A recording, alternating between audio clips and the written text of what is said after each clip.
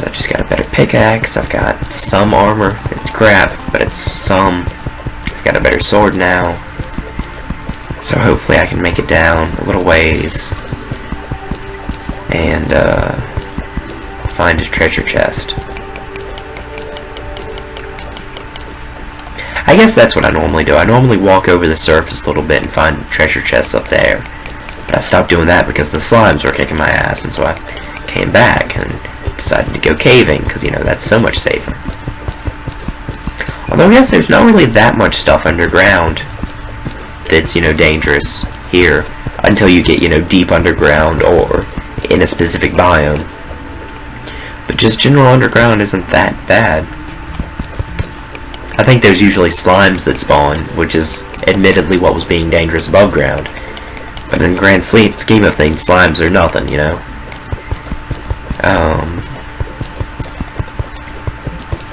And I guess there's not that many enemies just in the regular underground in Minecraft either. Because I was thinking that, you know, like in a lot of games there would be more stuff, but I guess it is just the odd zombie or skeleton or maybe a creeper that take you by surprise more than anything. It's not that you can't deal with them, it's just that you're distracted looking for things, and so don't fare as well against them as you otherwise would.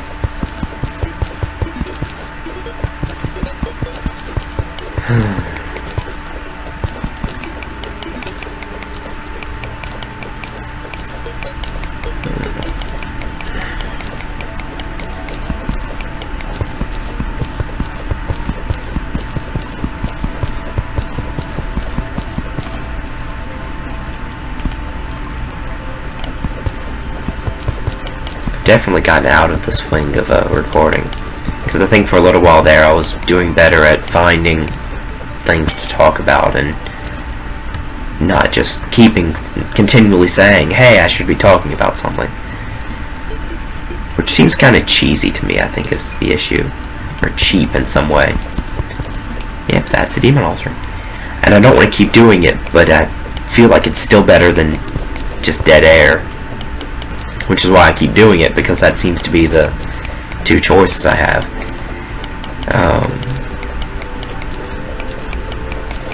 And a big part of that is just me being an introvert, and so not being around other people that much, and not having, you know, stories of things that happen to me, because things don't happen to me that much, because I'm just sitting at home. But I feel like that's probably true of a lot of other entertainers, and that, you know, they find a way around it somehow. I just don't know what the secret is yet. I really do feel too still that once I get some more people interacting with me in the comments and maybe doing some streams. I was thinking today, actually, talking to some friends, that I want to do, I think I'm going to do some of the Minecraft calculator mining in a stream. On Twitch. The trouble is, I don't have internet at my house at the moment. The videos that I'm uploading, I'm having to go over to some other store to upload them. You know, someplace with public Wi-Fi.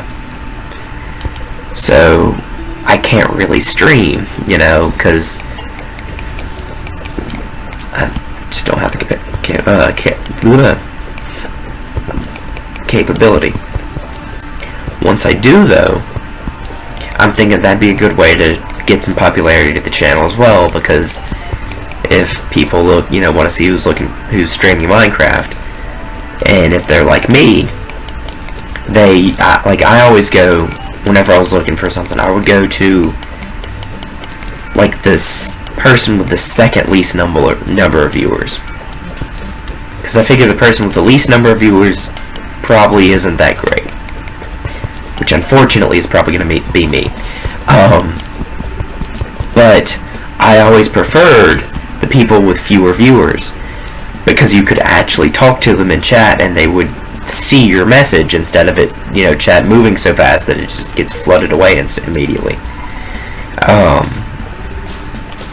So I would go to someone with not that many views, and they would usually be the people who would, like I said, see your message and then actually respond to it as well, and you'd get to interact with the person instead of just watching them play and, which there's nothing wrong with that. That's what the Let's Plays on YouTube are. But I feel like one of the big perks of Twitch was the being able to interact with them, chat with them, instead of just watching what they're doing. So I figure I might actually find some people who want to watch the channel if I do some Twitch streams. And the Minecraft calculator is something that I'm doing that if you haven't watched that at all, I'm building a calculator in Minecraft with redstone, and I'm going to start with being able to add two numbers together, and then I'll be able to subtract one number from another, and then multiply, and then divide, and somewhere in there I'll add the ability to add more than two numbers at a time, probably. Although I'm not sure. I don't know how much what all will actually end up being in the finished product. But then I'll make it where you can add bigger numbers, and I'll make it where you can do a bunch of different stuff by the end. Hopefully exponents I'll figure out a way to do, but I don't know. I don't think it'll be that much more complicated than doing multiplication, because multiplication will just be adding repeatedly, and exponent is just multiplying repeatedly. And I've already got something of an idea of how to do that. I just don't know how to make it more infinite. Because what I was going to do was have a stack of sand that'll go up, and that'll be the counter for be pushed up by pistons, and that'll be the counter for how many more times it needs to add the number to itself, or for multiplication, that is. And I could do something similar for exponents. I would just hook it up to, instead of hook it up to the addition thing, hook it up to the multiplication, and that would let me do exponents. But I don't know. That's going to have a kind of a limit of 16, although there'll be a way to work around that kind of easily. I'll just add more pistons in the midst, but it's still going to be the limit of the vertical limits of the Minecraft map, which there are limits on it. And that'll be a really big numbers that you'll be able to get to with that with that limit. But it's not infinite, and I want to get it reasonably close to infinite. It's never going to be infinite, because you can't. Just my computer alone wouldn't be able to, the calculator built into my computer wouldn't be able to do infinite numbers. There's going to be a limit to how much it's programmed to do, because of how much the programmers, the people who made it, expected you to need to do, and because of actual physical limitations. Some combination of the two. So it's never, a calculator is never going to allow you to add infinite numbers. There's going to be a limit to how big they can get. But I want to make it pretty big, The thing with all of this, though, is that whereas most people would take a project like this and they do it in creative mode, so you can, oh, that's a lot of slimes that I just let up here. I'm about to die, I think. Okay, no. Most people would do it in creative mode, so they could spawn infinite resources and delete terrain and, make a flat surface and all of that good stuff that's really helpful. I'm doing mine in survival. So I'll have to, first I had to make a little bit of a base, and then I'm going to need to make my next project in it, because I've done a little bit so far, not much. My next project is going to be finding cows and bringing them back home so that I can have leather to make books, to make an enchanting table and bookshelves. Because I'll definitely need an enchanted pick to get enough redstone. Because it's going to take something like 2 stacks of redstone for each bit of the calculator, and that's just for adding. When I program in subtraction, multiplication, division, those are all going to be their own sections that'll take even more. So it's going to take a lot of redstone to get this done. And at first I was thinking I would go and do all the mining on camera, but once I did some calculations of how much it took me to do one bit, or how much it's gonna take me, because I haven't even done a bit yet, but I figured out how to, you know. But once I figured out how much it's actually gonna take me, I realized, no, I'm gonna go ahead and, I think that's a heart container down there. I'm gonna go ahead and make, oh, that's just silver ore. Okay. There we go. I'm definitely gonna have to do a lot of mining off camera, because I'm not gonna be able to be on for that long, you know. I'm not gonna be able to be recording and talking and stuff while doing that much mining. I'm gonna have to be able to just zone out and go for hours and hours, not necessarily at a time, but total,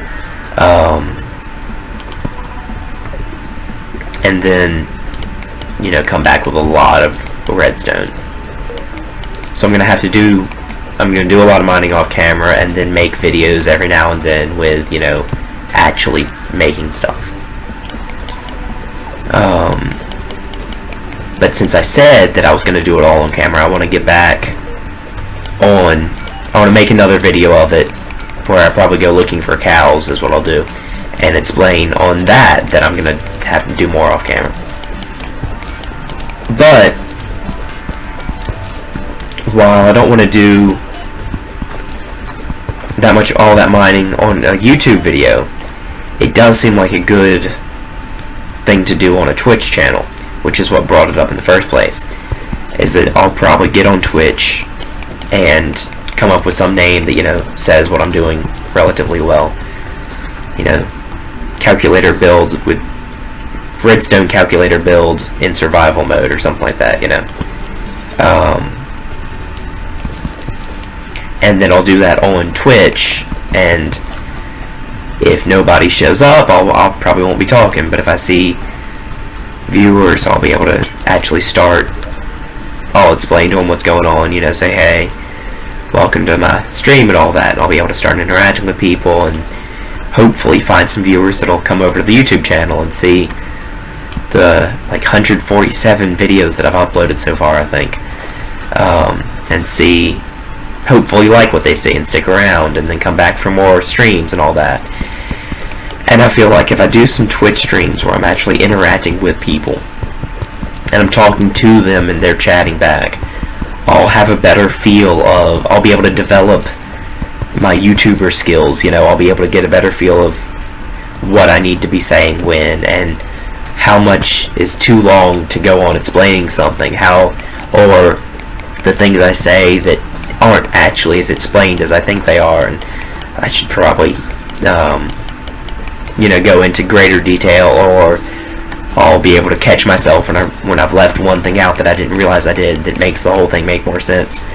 Because I've noticed that I've done that a few times when I'm watching the videos back, and I can almost see the distraction in my head as I'm, or, you know, hear the distraction as I'm playing something, where I'm talking about something and I'm explaining something for a while, and then there's like one aspect of it that I don't really say out loud, and I think that I've said everything I needed to, but I haven't. And I'll go back and listen to a video, and it'll be like, even I can only follow what I'm saying because I knew what I'm saying, you know, because I remember what I was trying to say, and I know how my brain thinks and all that. But I realized that if you didn't know those things, you would not necessarily be able to follow what I was trying to get across. And it's stuff like that that I want to cut down on, stuff like that I want to be able to avoid. And I think streaming on Twitch will help me, because people will be able to say, what are you talking about? You know, and I'll know, okay, I need to explain some more, and, you know, or if I still think I've said anything right, it's like, you know, ask them what part did they not get, because I thought I said something, and there was probably just a piece of it that I thought I said out loud, but then got distracted right as I was about to say it, and it never came out. But then it was, you know, checked off the mental checklist of things to say, and so I didn't go back and explain it. And they'll be able to say, what this were you talking about, or what was that, or where was the connection from here to here, And I'll be able to say, oh, well, it's this, Or occasionally, oh, I don't know. I have no idea. I've lost myself, That'll probably happen some anyway. But I think less so with that feedback. So that's what I'm hoping to get. But again, that all comes once I'm able to afford internet. And with the job I've got now, I'm more likely to, and I'm more likely, I'm moving up in the world very, very slowly, and not in a satisfactory manner necessarily to myself. But I am moving up. I'm getting better. I'm like every month we're making rent a little bit easier usually. Used to be we were concerned about getting evicted because we were just getting it so late. Now it's more of a, oh, cool. Switches can turn off torches. Now it's more of a just trying to avoid the late fees that come. And we've been eating better, and so I'm doing better, and soon hopefully we'll be saving enough money from not having late fees that we'll be able to get some internet and we'll be able to get some other stuff. I'm just, lately I've been very upset with how hard I'm working and how little it seems to get me. And it's not on a personal level. It's not like, I deserve to have more. It's that I'm upset with the world that puts people in this situation. People in general. It reminds me, it's, there's the old reassurance that, well, someone's worse off than you, And that's never been reassuring to me. It always was just terrible, because I'd rather that I was the worst off in the world, because that would mean nobody, it means I'm less likely to then start doing worse, and it means, I don't want other people to be suffering like I am now. That's terrible, and I never got how that was reassuring. And I'm not sure if it was supposed to be schadenfreude, or if it was supposed to be that, well, it could be worse, so count your blessings, but it always had the opposite effect on me. It was always, got me more upset, because that meant the world was that much, I don't want to say unfair, because I know the world's unfair, and that's not the issue. It's that, I don't know, that it's that much hard, and that much worse of a place. I always say I don't know if I've said this on the channel yet, but I'm a cynical optimist. I feel like a lot of people are out to, for their own interest, and they're not that gonna help and all that. And so I see people in general as not being that great. But I think everything will turn out okay in the end, eventually, in some mystical land of, not now. Part of that, though, is that I would define, like the fall of humanity as being okay in the cosmic sense, because I don't see anything intrinsically better about, humanity than, I don't know, a world without any life at all. There's more things happening in a world with life, but there's nothing inherently better about it to me. And I think a lot of that comes from the fact that I don't have that really strong urge to reproduce that most people do. And I don't know if that's, I don't know why I don't, but I count myself lucky that I don't, that I've got a really low libido, and that I don't have the urge to have kids. And I think because of that is why I can say that, life isn't necessarily great. It's not 100% better than not life, because you've got because most people, it's genetically better for them to think that, as in the the genetic imperative to reproduce, because if they think life is better, they think, oh, 1 second.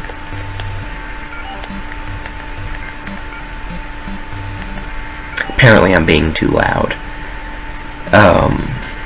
which probably means I've been pretty loud on the audio because I adjusted it for when I was quieter like this. So I'm going to try and go back to this now, and I apologize if it's been too loud up till now. I can't remember if I have a way of stabilizing the audio. I think I do, but I'm not sure. But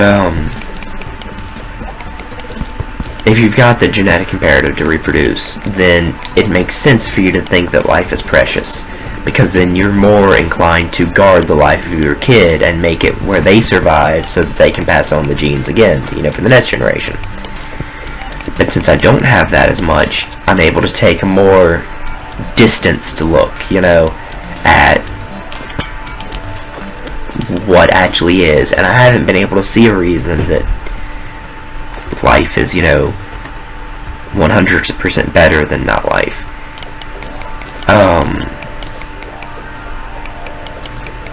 Which sounds pessimistic, I know, but it's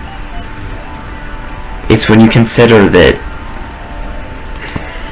I don't know how to finish that sentence, actually. I don't know where I'm going. And I don't remember where I came from either. Don't remember how I got on this.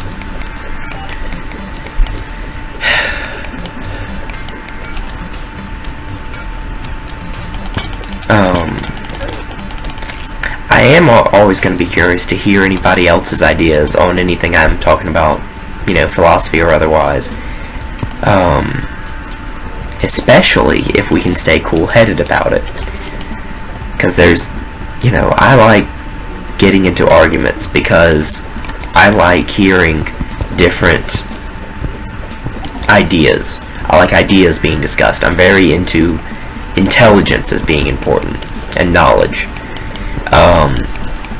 And so, to most people around me, I seem very contrary. I seem like I'm, always wanting to pick a fight, or an argument at least.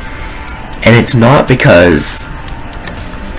even because I disagree with what someone said, but I tend to take up an opposing viewpoint because the opposing viewpoint is the one that isn't necessarily being represented. And I find that more ideas are shared and thought about and, figured out, how things, why you think this, or why, this is true, one thing or another, because if you're having to defend it. And so I'll just automatically say something to defend the point of view that isn't being represented.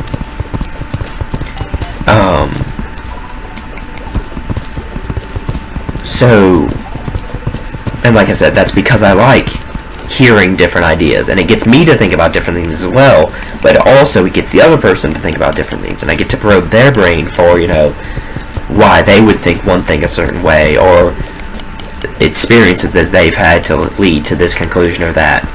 So it's not necessarily that I think they're wrong, it's that I want to have a better idea of if they're right or wrong. And to me, the best way of doing that is getting into a debate, basically.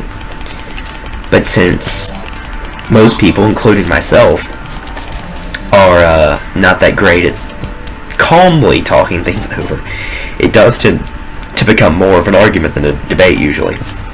Although I think less so with me than a lot of other people. But still, it's still more argumentative than I would be willing to call it something a debate. Which I'm kind of sad about, but I think it also gets people to be more defensive and therefore more coming up with more ideas, And that's why I like discussing things with people, is to come up with new ideas, and so that I can hear new ideas and experience them. And so, as long as it's not devolving into bad logic and name-calling and all that, it's quite enjoyable for me. And I think this is where I was going with this earlier, was that, if you want to say something on on one of my channels that you disagree with something I've said, and you think this thing or you think that thing, or even if you don't actually disagree with it, but you've got an argument for or against it, I'd love to hear it. Because that means that would be the kind of thing I'm into on a personal level, but on a much larger scale, and it would allow me to hear more ideas. And if I got nothing else out of this channel but that, it would be worth it, you know? On the plus side, it'll also mean more interactions, and hopefully more people will get on, see the channel that way, and it'll grow. But, you know, even without that, it would be worth it to me. So feel free to comment, you know, like I said, anything you disagree or agree or why. But try to keep it to, you know, being logical or being reasonable, not a flame war. That's not what I'm looking for, I guess is what I'm trying to say. Because being on the internet, that's so easily what it would become. And I think YouTube specifically as well. But if you can stay cool-headed about it, or if you're good at being logical with a hot head even, you know, I suppose that would work too. It's just not many people are. And I like logic. I love logic. Math was always one of my favorite subjects because it's just pure logic. Well, a lot of logicians would say it isn't pure logic, but it's close at least. I think I'm just going to go down here and keep going across the water. And so it made sense to me, you know? And I know a lot of people hate math, but I'm guessing that on my channel... Oh, that is 2 heart containers. Nice. I'm guessing my channel will attract more of the people that are fans of it than other. Not necessarily, though, because it takes, you know, opposites attract and all that, and you may like my channel because it's points of view that you're not used to hearing and wouldn't think of yourself, maybe. Or maybe you would, you know, I'm not... Great, now I'm trying to say to the hypothetical people that don't watch the channel yet that I'm not saying that, you know, you wouldn't think of things on your own, and I'm not saying that you're not smart, it's just... Sheesh.